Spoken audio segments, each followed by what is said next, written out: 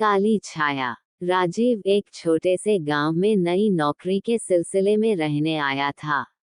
गांव शांत था, लेकिन लोगों की बातें कुछ अजीब थीं। वे कहते थे कि गांव के बाहर जो पुराना हवेली है, वहां रात के समय कोई नहीं जाता। वहां एक काली छाया रहती है, बूढ़ी दादी ने बताया था। राजीव को इन बातों पर विश्वास नहीं था।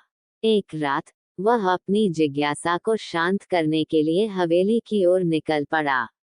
चांदनी रात थी, लेकिन हवेली के पास पहुंचते ही ठंडी हवा चलने लगी और हर तरफ सन्नाटा छा गया।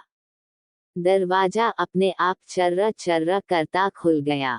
अंदर घुप्पा अंधेरा था, लेकिन राजीव ने अपनी टॉर्च जलाकर आगे बढ़ना शुरू किया। तभी उसे एक कमरा दिखा, जहां से हल्की सी रोशनी आ रही थी। जैसे ही उसने दरवाजा खोला, उसे एक औरत दिखी, सफेद साड़ी में, उलझे बाल और आंखें खून की तरह लाल। राजीव पीछे मुड़कर भागना चाहता था, लेकिन उसके पैर जैसे जमीन में जम गए हों। औरत धीरे धीरे उसकी तरफ बढ़ने लगी।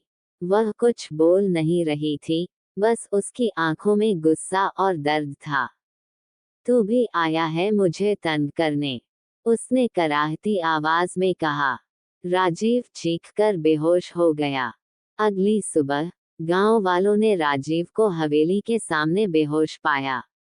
होश आने के बाद वो कुछ बोल नहीं पाया, बस एक ही बात दोहराता रहा, काली छाया, वो अब मेरे पीछे है। Dash dash dash. अगर तुम चाहो तो मैं इस कहानी का